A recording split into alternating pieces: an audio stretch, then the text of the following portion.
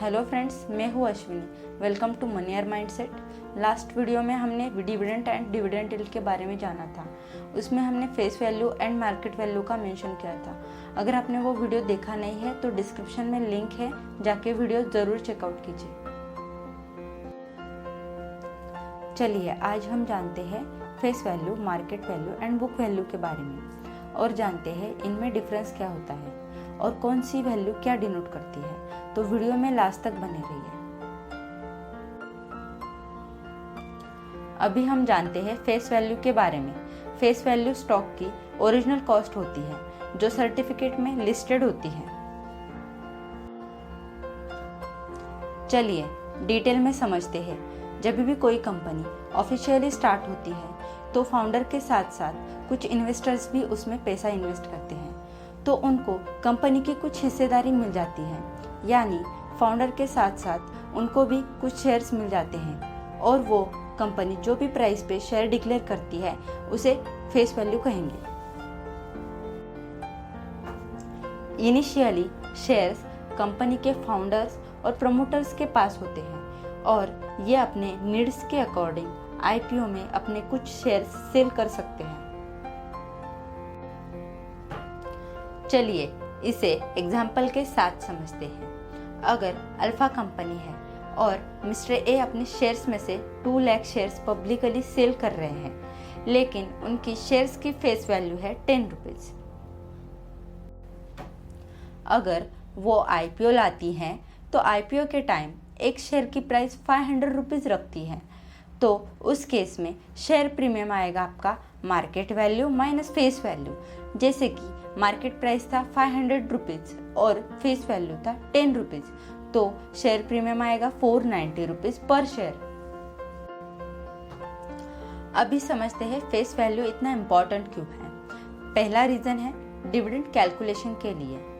अगर कोई कंपनी 200% का डिविडेंड डिक्लेयर करती है तो बिगिनर्स ये सोचते हैं मार्केट वैल्यू के ऊपर 200% मिलेगा, पर ऐसा नहीं है।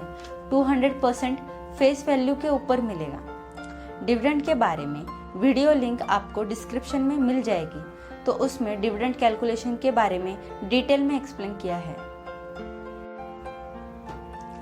दूसरा बेनिफिट होता है प्रीमियम कैलकुलेशन में। जैसे कि पिछले एग्जाम्पल में देखा था, अल्फा कंपनी का फेस वैल्यू है 10 rupees and market value 500 rupees, तो शेयर प्रीमियम आएगा 490 रुपीज पर शेयर।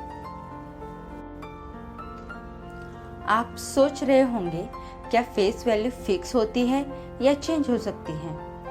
चलिए जानते हैं फेस वैल्यू कब चेंज हो सकती है। कंपनी की फेस वैल्यू चेंज हो सकती है स्टॉक स्प्लिट के टाइम पे।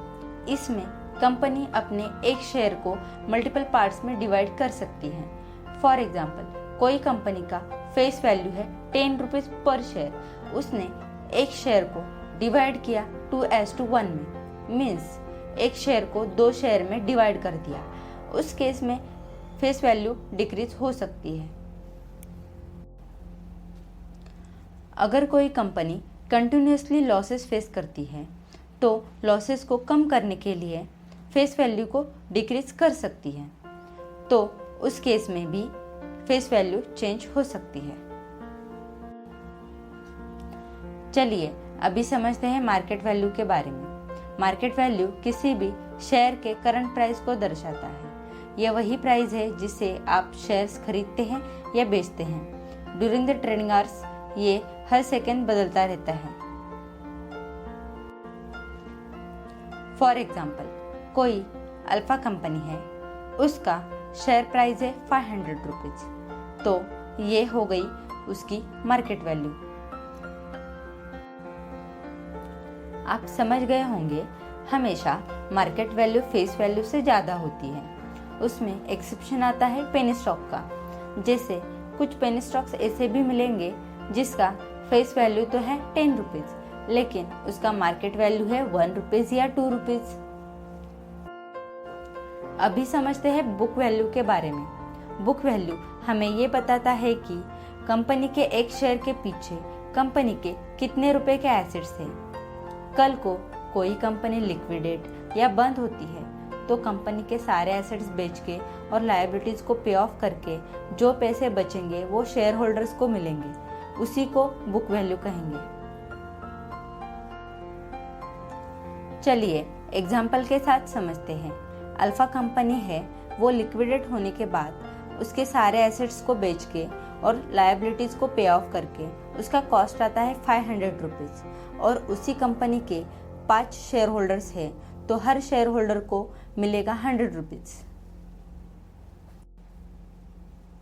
आई होप आप face value, market value and book value के बारे में समझ गए होंगे और इनमें क्या डिफरेंस है ये भी जान गए होंगे।